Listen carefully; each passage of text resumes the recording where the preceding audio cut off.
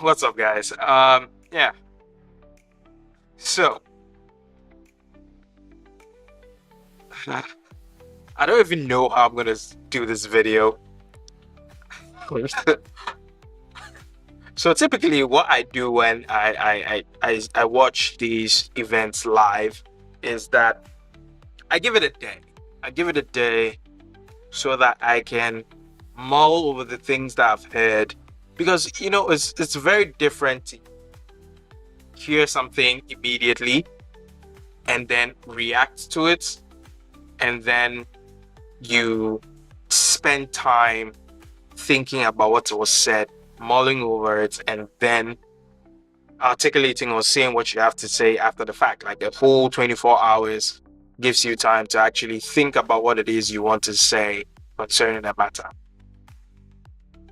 I don't know how I want to approach this video. I'm going to be very honest, and I don't think I've ever felt that way about anything in recent memory, for myself at least.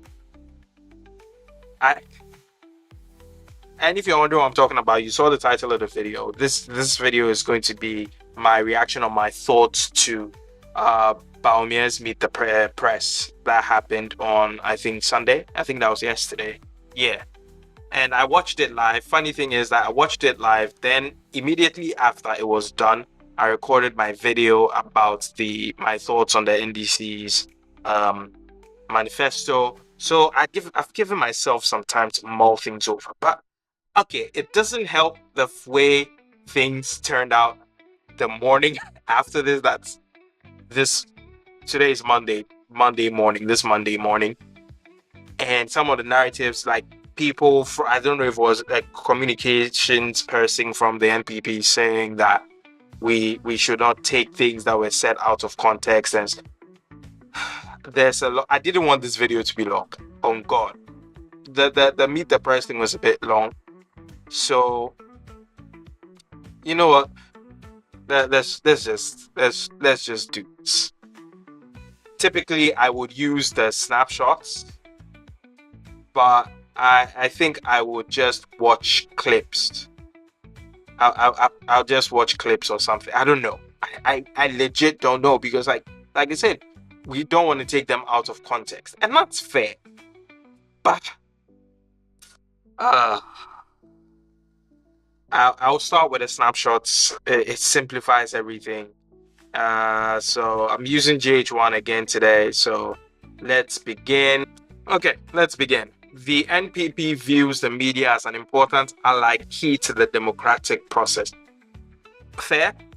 The media houses are called the fourth estate for a reason. But I will say that I don't know if it was an NPP communicator, I can't confirm this, but the person who said that the president shouldn't be taken out of context kind of calls into question the media's ability to do their job.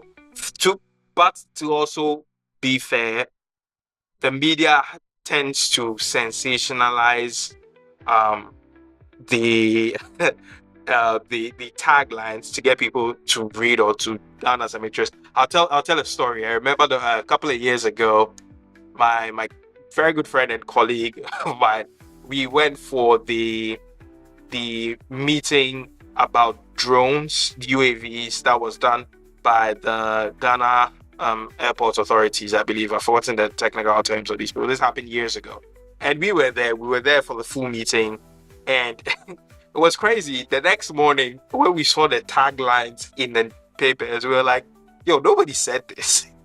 Or they didn't say it like this. So, yeah. It's one of those things. But fair. Let's continue. We are committed to deepening media freedoms and plurality. That's a good thing to do. It is a very good thing. Ghana needs an upgrade, not a reset. Yeah, some people would disagree. I mean, a reset can be an upgrade. That's the thing. If you transition from one platform that had so many problems, like this is even from a tech perspective. if you came from a platform that had so many issues that you had to reset and reinstall a totally new, let's say, operating system, as an example, the new one having better features is an upgrade in itself. So yeah, it's all right. It's all right.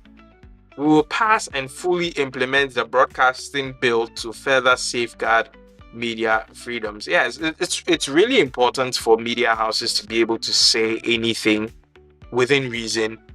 To say anything and be protected. But if they go out of pocket, or if they go out of pocket, they should be sued. It is perfectly fine. It's a legal process. If a person sues a media house for defamation and they win, they went through their necessary legal process, and the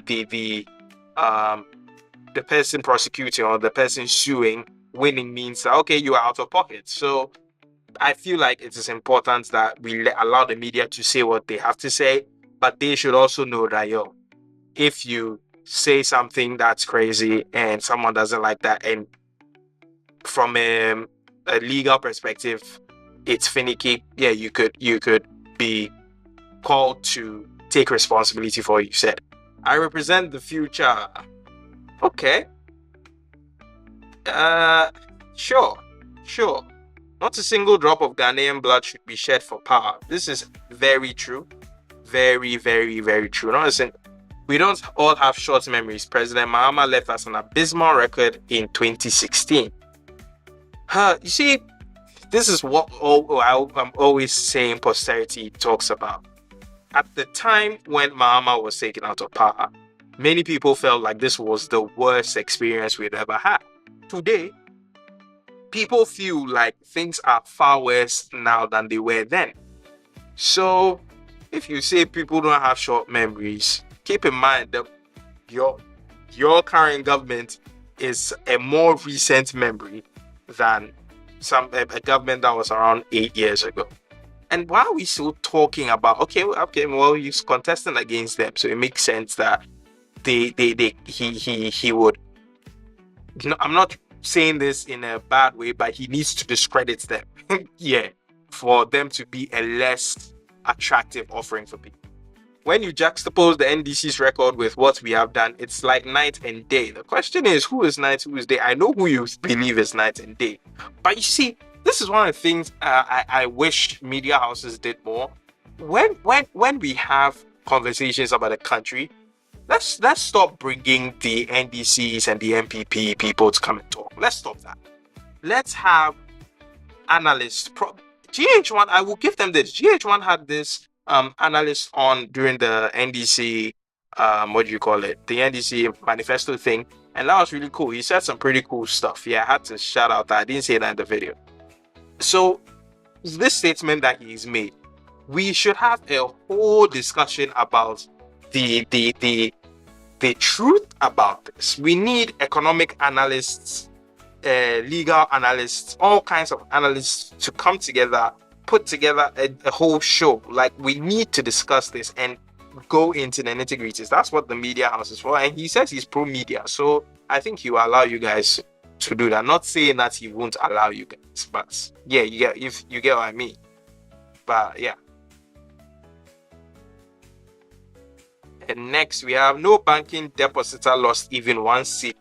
The banks were merged and not collapsed. Like I said in my NDC manifesto video, this banking sector cleanup thing was messy.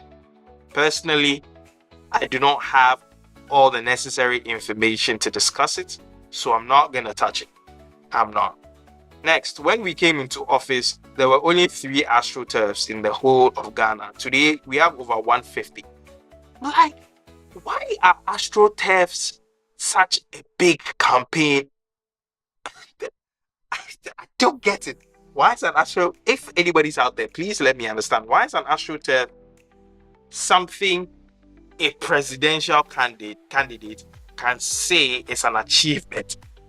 If it was something a member of parliament, a member of parliament shouldn't even be saying this thing. If a DCE was saying something like this, I'd be like, oh, kudos, that's some good work you've done. it's wild to me that this is something a presidential candidate is. Sure. Okay. Maybe it is. If it's such a big deal, let me know in the comment section. Because for me, I honestly know the bab. I know the bab why we really talk about these things. We've increased the beneficiaries of scholarships by 70%. Okay, you say so.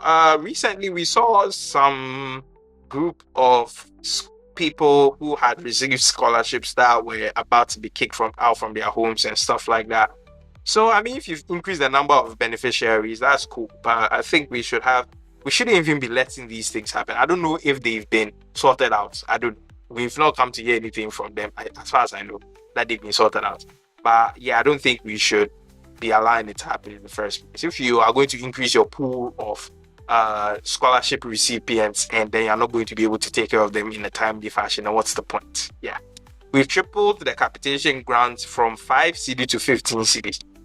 This is also something I cannot particularly speak to. I do not have any information about it, so I will just not really touch on it.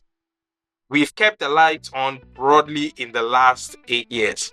Very, very good delivery. We've kept the lights on broadly in the last 8 years. Basically, he's not saying that we kept the lights on the entirety of the 8 years. He's saying generally the lights were on. I like that. I like this. This is a very, very good delivery. It doesn't leave any room for speculation or for you to combat it, because he is quietly admitted that the lights haven't been on all the time, but he is saying that the lights have been on more times than off, and they've been on so much more that he can kind of say that the lights were on for 8 years. That's pretty good. We've saved the deposit. We've saved the deposits of 4.6 million bank depositors who were to lose their deposits. Bank stuff, messy stuff. I am not gonna say anything. I don't know. I'm not gonna say anything about this. That financial cleanup thing, I feel like it's a conversation that the country needs to go back to, because there are several times where things happen in the country where we should have discussed it more thoroughly so that we can understand how and why we got there and how we can make sure we don't get back there. And we don't. So yeah, I feel like some of these things we need to touch on. We have reduced import duty by 50%. Hey. I know a bunch of people who will disagree. They will disagree. Some people may argue that yes, they had reduced import duty by 50%, but the currency fluctuations is what has made it so bad. And that is a fair argument, but I mean, you said you were going to arrest the dollar. What happened? Hey, I don't know. So I think what politicians do not like to admit is the fact that you know what we are talking about when we are complaining that things are not done well or you've not fulfilled your promises. But as a politician, you can't, it's very hard to just admit that, yeah, okay, it's not particularly known for politicians to just admit these things. The game is the game. We have extended the NHIS to cover childhood cancer and kidney dialysis for over 60s and under 18s. Yes, on paper, as to if these people actually get it, because I know recently the dialysis centers, there was something up with it and it wasn't running or something. I don't get it. Okay, 130 AstroTurfs. Hear me out. How much does a single AstroTurf cost? Instead of that AstroTurf, why not 130 dialysis centers? I feel like that's something to be proud of. The AstroTurf one is just, but I don't know. I don't know.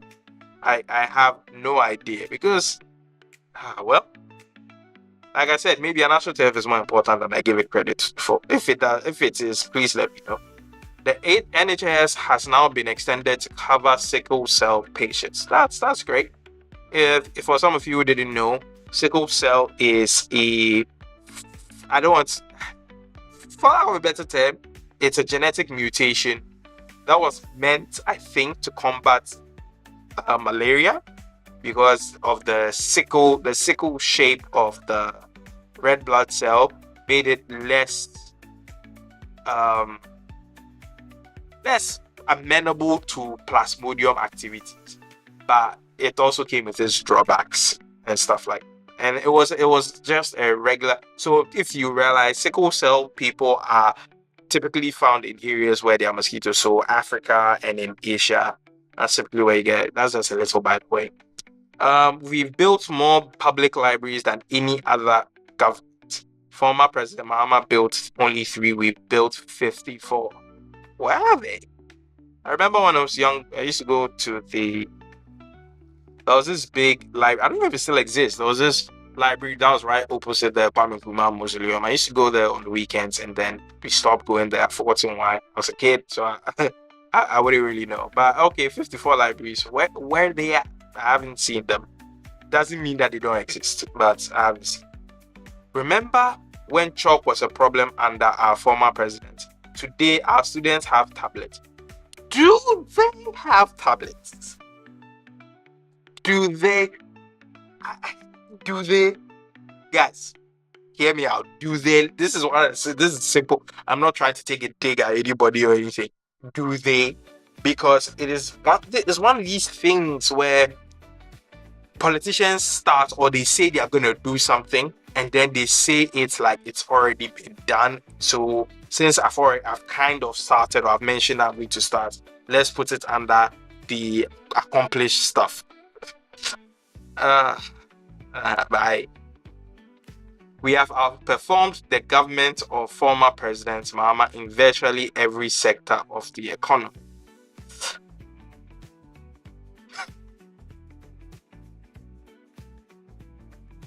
That's what you're saying. You see, like I was saying earlier, sometimes, okay, you know what? Let me come out with honesty and speak as a Ghanaian and speak as a person who is very good at being neutral, and also who is really good. I'm tooting my own horn, but who's really good at listening to people and trying to understand where parties are coming from. But I'm going to take the side of the average Ghanaian today. You see, this goes back into my whole conversation about politicians or this government focusing on macroeconomic factors when we as a people need the microeconomic factors to make sense. We brought you into power to help us, not to help the image of us, to help us. On a daily basis, we should feel like we are taken care of. You understand? Not a branding thing, because here's the thing, the macroeconomic factors can be a representation of the microeconomic factors, right? But it isn't always the case, because we find ourselves in Ghana where inflation rose to well over 50%, has dropped to 20%. But on the microeconomic scale, where inflation is a macroeconomic factor, on a microeconomic scale, the cost of the product has not dropped from a 50% increase in price over a short period to now maybe, let's say, a 30% drop since it's dropped from 50, that type of thing. We've not experienced any drop in price. So in that case, there seems to be a disconnect between our macroeconomic factors and our microeconomic factors, which should not be the case. These are some of the fundamentals that need to make sense. Because if our GDP is allegedly good, if our inflation is getting better, if our credits, like if all these macroeconomic factors are actually getting good, why is it not affecting us on an individual scale? This is something economists need to come and talk to us about. This is something that the media needs to get the right professionals to come and explain it to us, because maybe we are the ones taking the piss. Maybe we are. And to a certain degree, I've said this before, I've always felt like when it comes to Ghana, there are very few businesses, there are many moves. Many businesses we find in Ghana are not, to me, and it's not a business, it not be business, it be move. You hear say, oh, this thing's doing well, and then you're like, you know what, this is the fastest way to make a quick buck. So I organize my body, I get into it to try and make a quick buck. That's a move. That's what it feels like many times when you're dealing with goddamn businesses. That's why, to a certain degree, certain things don't make sense. That's why, to a certain degree, prices keep going up and they never come down. But you also have to understand some of these business people, because if the inflation has come down but the dollar hasn't come down, then how am I going to drop price for you when I'm going to buy this thing? You see, it's I didn't want to go on such a long tangent. I did not want to go on a long tangent. Okay, next, we've doubled the number of student loan recipients from 30,000 to 58,000. Okay. Also something I can't really speak to. If you say so, that's all I can say. The whole of Africa, Ghana is the only country with 100% access to financial inclusion. What does this mean? What does this mean? Because having access to financial inclusion does not mean that we have access to financial freedoms and we have because at the end of the day, if I'm going to be included financially just based on the fact that I am identifiable, then it should be much easier for me to get a loan. But I don't think that is the case, because at the end of the day, if I'm going to ask for a loan, I may not need a guarantor. I think he said something to that effect. But I will need collateral, and that's not easy to come by. So I don't any economists out there to explain this 100% access to financial inclusion thing. We have had challenges that have kept me awake at night. Okay. Good on you. Okay. Cool. Decisions had to be taken to save depositors is the reason some banks collapsed. Still messy. Still messy. I don't want to touch this. I don't, like I said, I don't have enough knowledge about it. I remember talking to a friend of mine who works at Goldman Sachs when this thing started, and he was talking about how it was such a good thing that was happening.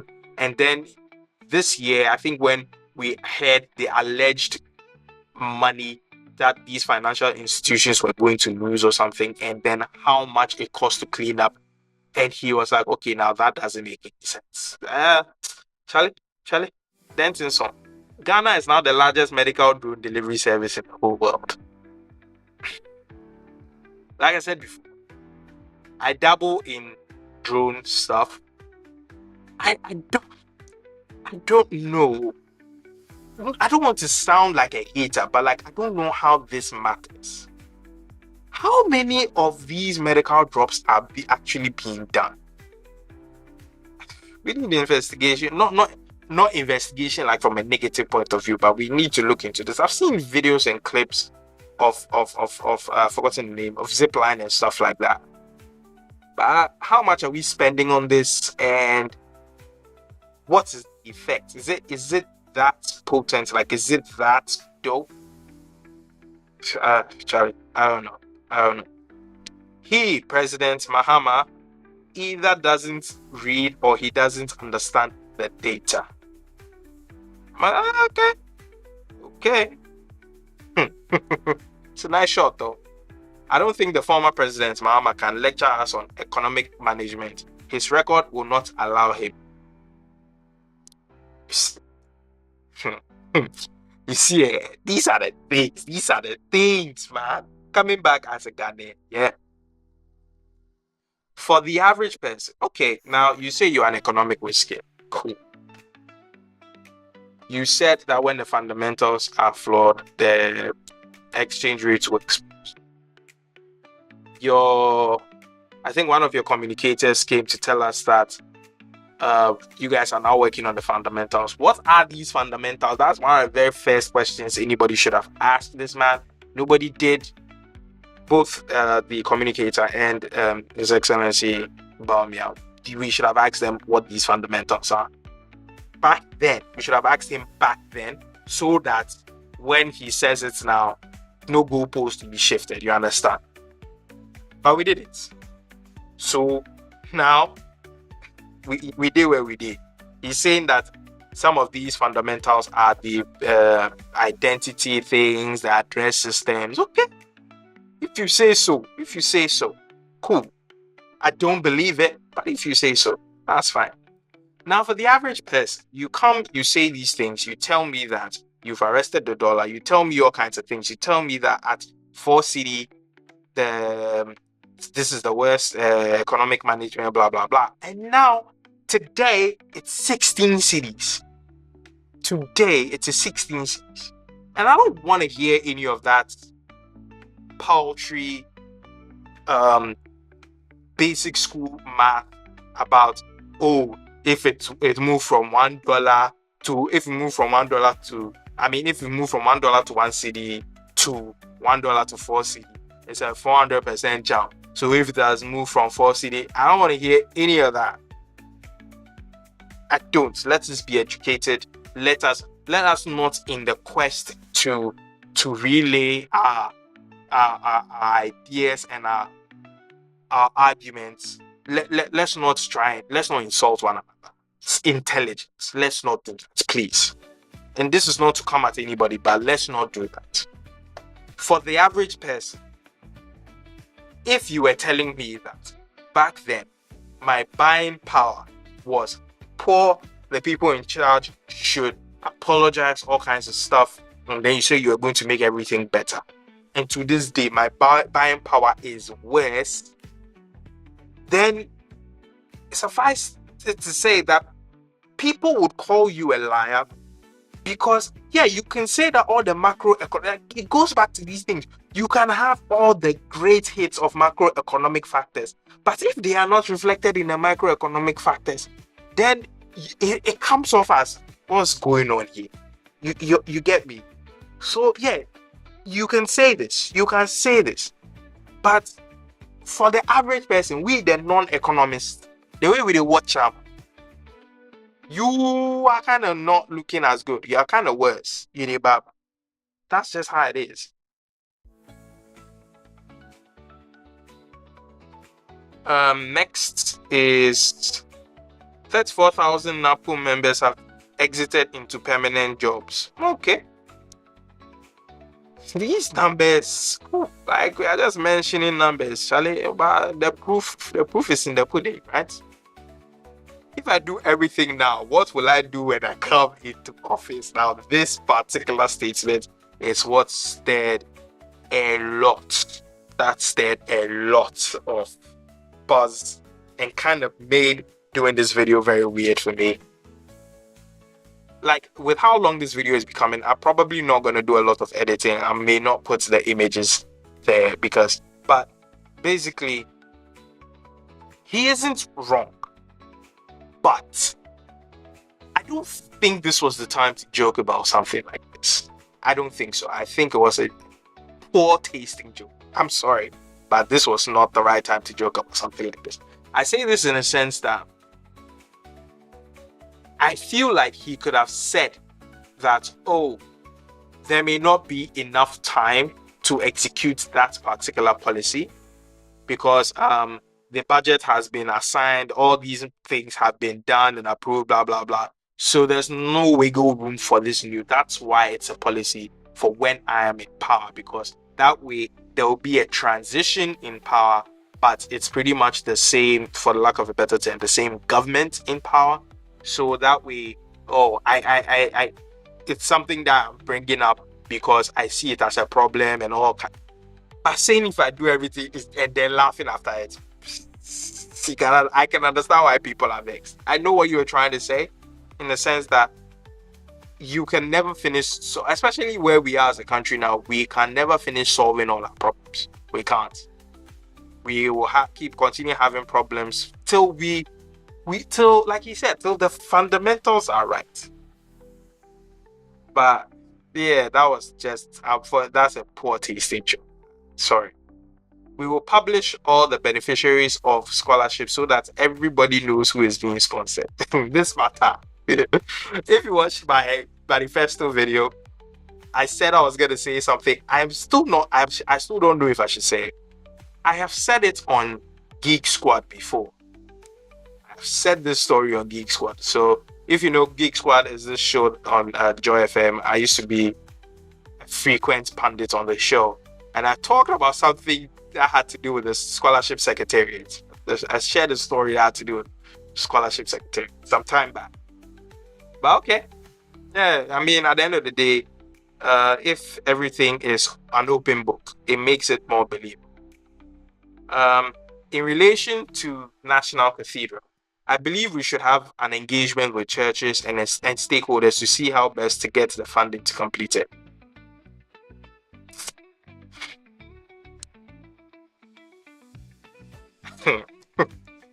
No comment. So now I have to say something. Are we still on this? Are we still on this? I think, hear me out. I think the people of Ghana will be better served if the space that was going to be used for the now, because the hole has been dug right now, because the whole thingy and everything and all this money has been sunk in. It feels like, Charlie, we should just charge it and then let them finish. But if this is the amount of money that was put into this preliminary stage, hey, then how much money have we used to actually finish this project? Let's not go and borrow money to build this thing. Let's not borrow money to go and build this thing. And you are saying churches, hey, so you come to ask us, come. It's okay, you no comment. Let me go back to no comment. We, the MPP, have fulfilled 80% of our 2020 manifesto. All the media houses out there, please. I'm not saying fact check this like he's lying. I'm just saying that fact check this, because the truth is Ghanaians have a short-term memory. We all have a short-term memory. So it might actually benefit your campaign if you find someone who's truly neutral, or if the media houses find a neutral economist who can, or policy analyst who can actually maybe verify this statement to help. Wow. The suffering is not gone, but we've done quite a bit to reduce it. There's still a lot to do. Yeah, no, I'm not. Yeah, nah. The suffering has gotten worse. I'm going to be straight. Like I said, today I'm taking the side of the average Ghanaian. The suffering has gotten worse. Let's not mince words about it. And like I said, as a politician, you have to take it because politicians have to look at things from a countrywide perspective sometimes, hence the macroeconomic stuff. They can get away with saying certain things because some of the macroeconomic indicators may indicate that things are getting better. But on a day-to-day basis, Charlie, nah, this one there, nah. We will move Ghana from a cash-based system to a credit-based system. We know today that the people of America even talk about how the credit-based system is flawed. There are many errors and many challenges in the credit-based system in America. So I don't know how you are personally. The credit-based system in America historically was founded on barter trade to a certain degree. That's how it was founded. That's what it started, where people used to trade stuff. And here's the truth: a credit-based system is not.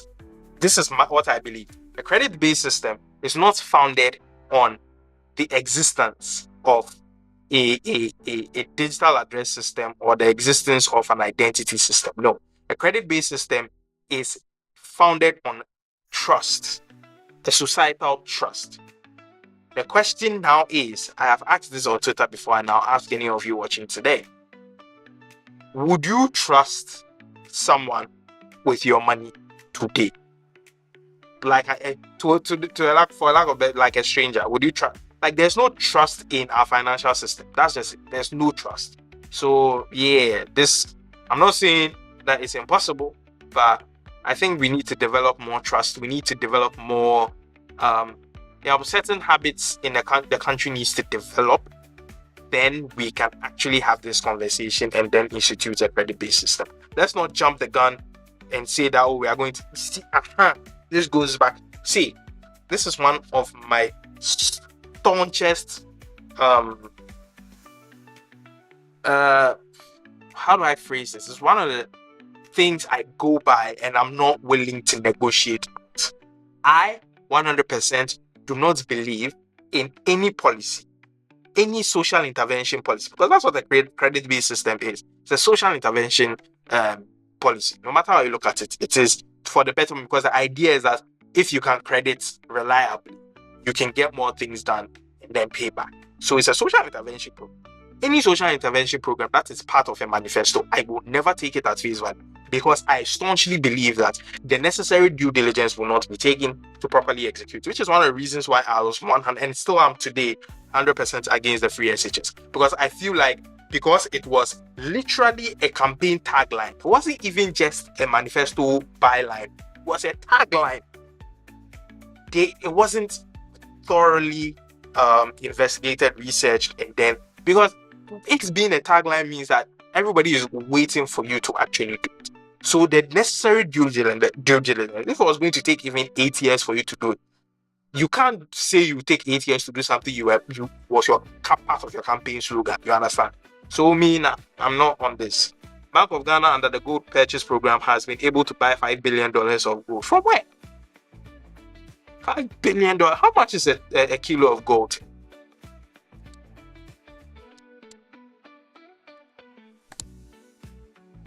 Kilo of gold. Let me go to goldprice.org. A kilo of gold today. Yeah. Kilo of gold is worth $82,337.38 today. That's a kilo of gold. Okay. So let's do the math. It's telling me 60,725 kilo.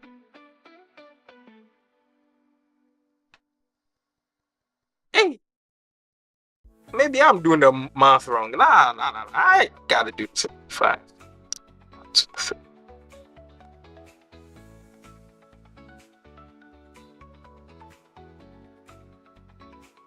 Yeah, divided by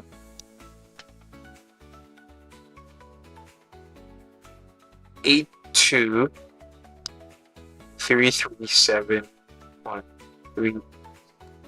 Yeah. Hey, almost 61,000. Okay, no, almost 60,000. It is 60,726 kilos. That's the math. Maybe I'm doing the math wrong, but where did y'all get this from? Hey, yo, these are very poignant questions that the answers. Okay, $5 billion worth of gold. Okay, maybe I got the math wrong. Let me know. If I do everything now, yes, you said that already. I always worry about the poor and the vulnerable. It's nice. The gesture of you worrying is nice, but yeah, okay, that's all it is. Sorry, it's just nice. Why didn't former President Mahama, who had full authority as president, do everything then? Because you cannot do everything, and his tenure was cut short. You cannot do everything. You yourself have said it, so why are you bringing this? My opponent, Mahama, cannot point out one social intervention he did as president to alleviate suffering. I'm gonna be honest with you. If he truly didn't do any social intervention, I will actually support it. Because you see, political forays into social intervention programs have never turned out the way that people will think across the globe. If we are talking about NHIS has its problems. Obamacare in the US also had its problems. You understand? So social intervention things, it be some way when politics tries to enter, because people are doing it to carry the favor of the masses. Get it? And it just makes it messy. So, okay, if this is really true, then me personally, that's a good thing. Sorry, you may not agree, and that's fine. Any economy which doesn't digitalize will be left behind.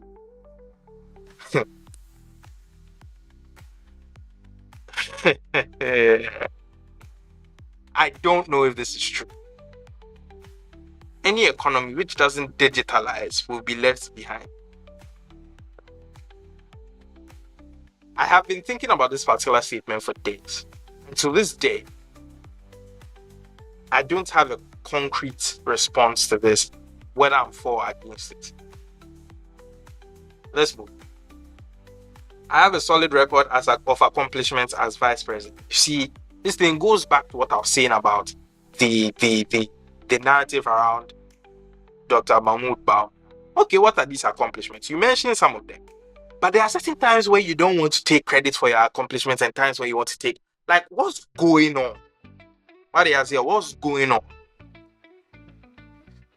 Bro, I don't even want to read this.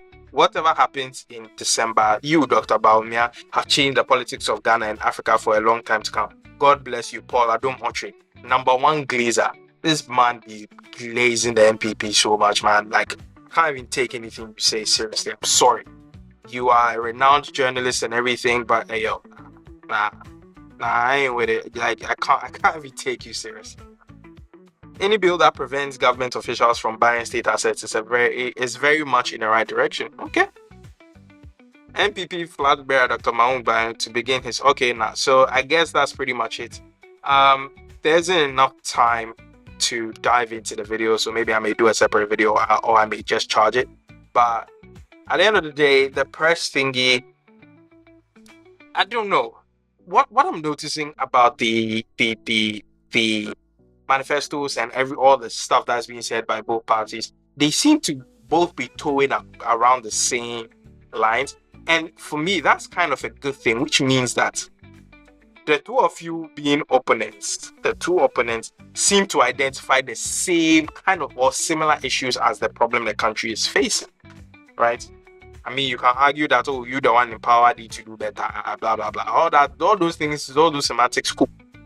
But if those truly, you people with all the information you have, if you would truly believe that these problems are the problems that are facing Ghana, although certain groups veer more towards one side or the other, then okay, we did.